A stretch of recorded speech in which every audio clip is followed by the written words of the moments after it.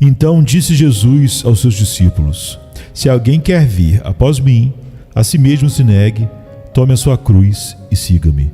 Mateus 16, 24. Antes de desenvolver o tema deste verso, comentemos os seus termos. Se alguém. O dever imposto é para todos os que desejam se unir aos seguidores de Cristo e alistar sob a sua bandeira. Se alguém quer. O grego é muito enfático, significando não somente o consentimento da vontade, mas o pleno propósito de coração, uma resolução determinada. Vir após mim, como um servo sujeito ao seu mestre, um estudante ao seu professor, um soldado ao seu capitão. Negue. O grego significa negar totalmente, negar a si mesmo, sua natureza pecaminosa e corrompida.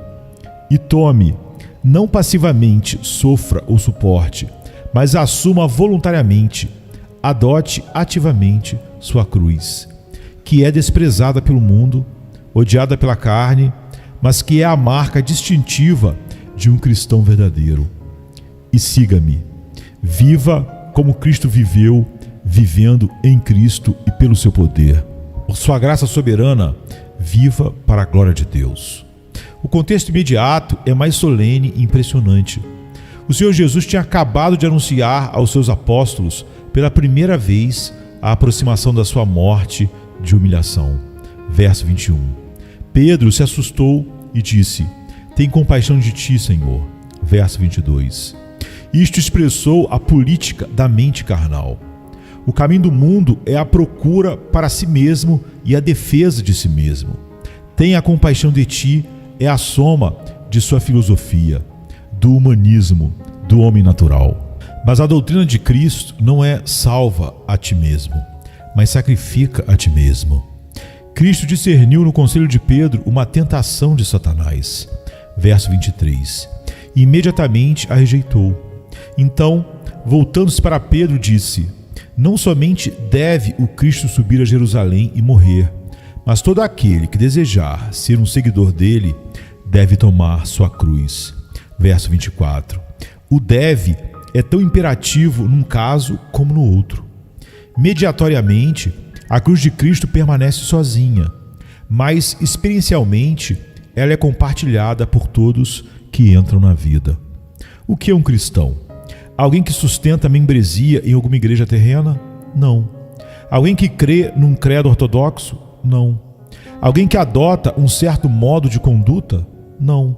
O que então é um cristão? Ele é alguém que renunciou a si mesmo e recebeu a Cristo Jesus como Senhor, como está em Colossenses 2,6. Ele é alguém que toma o jugo de Cristo sobre si e aprende dele, que é manso e humilde de coração. Ele é alguém que foi chamado à comunhão do seu Filho Jesus Cristo, nosso Senhor, como está em 1 Coríntios 1,9. Comunhão em sua obediência e sofrimento agora, em sua recompensa e glória no futuro sem fim. Não há tal coisa como pertencer a Cristo e viver para agradar a si mesmo. Não cometa engano neste ponto. E qualquer que não tomar a sua cruz e não vier após mim, não pode ser meu discípulo. Lucas 14, 24, disse Cristo. E novamente ele declarou: Mas aquele, ao invés de negar a si mesmo, que me negar diante dos homens, não para os homens, é conduta, o caminhar que está em vista aqui. Também eu o negarei diante do meu Pai, que está nos céus. Mateus 10, 33. A vida cristã começa com um ato de autorrenúncia e é continuada pela automortificação, como está em Romanos 8,13. A primeira pergunta de Saulo de Tarso, quando Cristo o apreendeu, foi: Senhor, que queres que eu faça? A vida cristã é comparada com uma corrida, e o corredor é chamado para deixar todo o embaraço e o pecado que tão de perto nos assedia. Hebreus 12, 1. Cujo pecado é o amor por si mesmo, o desejo e a determinação de ter o nosso próprio caminho, como está em Isaías 53, 6. O grande alvo, fim e tarefa posta diante do cristão é seguir a Cristo. Seguir o exemplo que ele nos deixou, como está em 1 Pedro 2, 21. E ele não agradou a si mesmo, como está em Romanos 15:3. E há dificuldades no caminho, obstáculos na estrada, dos quais o principal é o ego. Portanto, este deve ser negado. Este é o primeiro passo para se seguir a Cristo. O que significa para um homem negar a si mesmo totalmente? Primeiro, isso significa o completo repudiar de sua própria bondade. Significa cessar de descansar sobre quaisquer obras nossas, para nos recomendar a Deus. Significa uma aceitação sem reservas do veredicto de Deus que todas as nossas justiças, nossas melhores performances, são como trapo de imundície, como está em Isaías 64:6. Foi neste ponto que Israel falhou, porquanto, não conhecendo a justiça de Deus e procurando estabelecer a sua própria justiça, não se sujeitaram à justiça de Deus. Romanos 10:3. Agora, contraste com a declaração de Paulo, e seja achado nele, não tendo justiça própria. Filipenses 3:9. Para o homem negar a si mesmo totalmente, deverá renunciar completamente sua própria sabedoria. Ninguém pode entrar no reino dos céus a menos que tenha se tornado como criança, como está em Mateus 18:3. Ai dos que são sábios a seus próprios olhos e prudentes em seu próprio conceito. Isaías 5:21. Dizendo-se sábios, tornaram-se loucos. Romanos 1:22. Quando o Espírito Santo aplica o Evangelho em poder numa alma, é para destruir os conselhos e toda altivez que se levanta contra o conhecimento de Deus, e levando cativo todo entendimento à obediência de Cristo. 2 Coríntios 10:5. Um moto sábio para todo cristão adotar é: não te estribes no teu próprio entendimento. Provérbios 3:5. Para um homem negar a si mesmo totalmente, deverá renunciar completamente sua própria força. É não confiar na carne, como está em Filipenses 3:3. É o coração se curvando à declaração positiva de Cristo: sem mim, nada podeis fazer. João 15:5. Este é o ponto no qual Pedro falhou, em Mateus 26:33. A soberba precede a ruína, e a altivez de espírito precede a queda. Provérbios 16:18. Quão necessário é, então, que prestemos atenção a 1 Coríntios 10:12. Aquele, pois, que cuide estar em pé, olhe que não caia. O segredo da força espiritual reside em reconhecer nossa fraqueza pessoal. Veja Isaías 40:29 e 2 Crônicas 12:9. Então, fortifiquemo-nos na graça que há em Cristo Jesus. 2 Timóteo 2:1. Para um homem negar a si mesmo totalmente, deverá renunciar completamente sua própria vontade. A linguagem do não salvo é: não queremos que este homem reine sobre nós. Lucas 19:14. A atitude do cristão é: para mim, o viver é Cristo. Filipenses 1:21. Honrá-lo, agradá-lo, servi-lo. Renunciar sua própria vontade significa atender à exortação de Filipenses 2:5. Que haja em vós o mesmo sentimento que houve também em Cristo Jesus, o qual é definido nos versos que imediatamente seguem como de abnegação. É o reconhecimento prático de que não sois de vós mesmos, porque fostes comprados por bom preço, como está em 1 Coríntios 6:19 e 20. É dizer com Cristo: não seja, porém, o que eu quero, mas o que tu queres. Marcos 14:36. Para um homem negar a si mesmo totalmente, deverá renunciar completamente suas luxúrias ou desejos carnais. O ego do homem é um feixe de ídolos, diz Thomas Menton, o grande puritano. E estes ídolos devem ser repudiados. Os não cristãos são amantes de si mesmos. 2 Timóteo 3:1. Mas aquele que foi regenerado pelo Espírito diz com Jó: eis que sou vil. Jó 40, verso 4. Eu me abomino. Jó 42:6. Dos não cristãos está escrito: todos buscam o que é seu e não o que é de Cristo Jesus. Filipenses 2:21. Mas dos santos de Deus está registrado: eles não amaram a sua vida até a morte. Apocalipse 12:11. A graça de Deus está ensinando-nos que, renunciando à impiedade e às concupiscências mundanas, vivamos neste presente século sóbria, justa e piamente. Tito 2:12.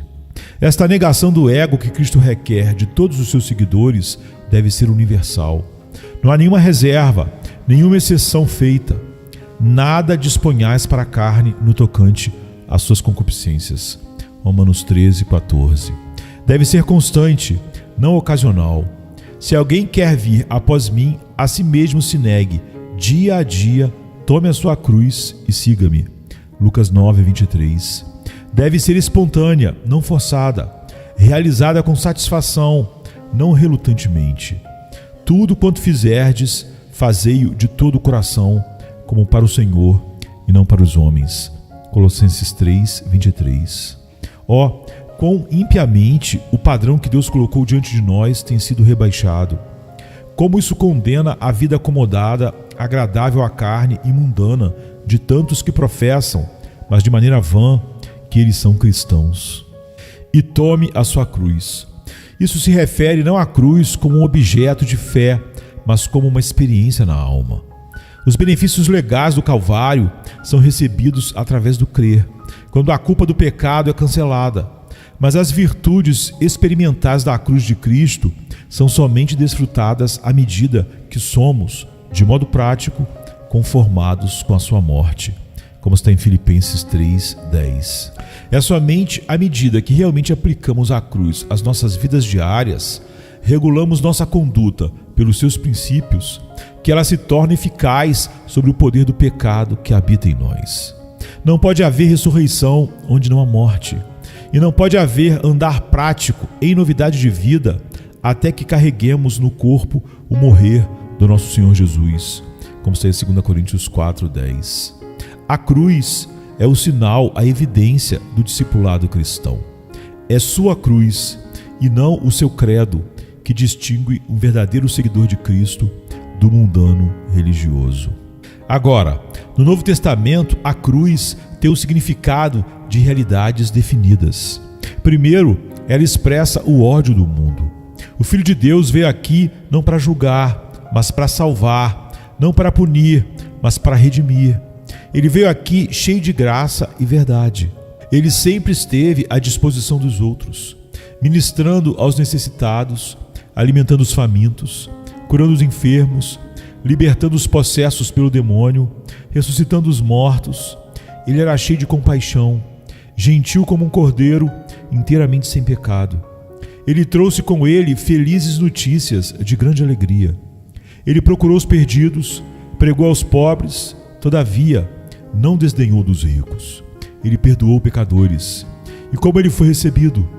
Que tipo de recepção os homens lhe deram? Eles o desprezaram e rejeitaram. Isaías 53:3. Ele declarou: eles me odeiam sem uma causa. João 15:25. Eles tiveram sede de seu sangue.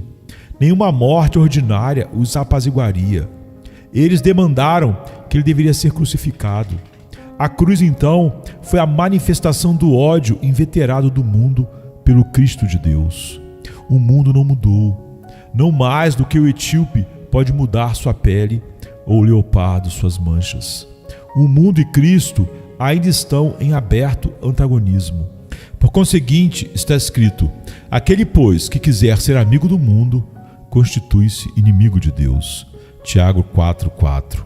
É impossível andar com Cristo e comungar com Ele até que tenhamos nos separado do mundo. Andar com Cristo necessariamente envolve compartilhar sua humilhação. Saiamos, pois, a Ele fora do arraial, levando o seu vitupério. Hebreus 13:13.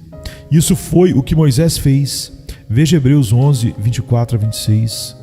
Quanto mais próximo eu andar de Cristo, mais eu serei mal entendido, como está em 1 João 3:2. Ridicularizado, como está em Jó 12:4. E detestado pelo mundo, como está em João 15:19.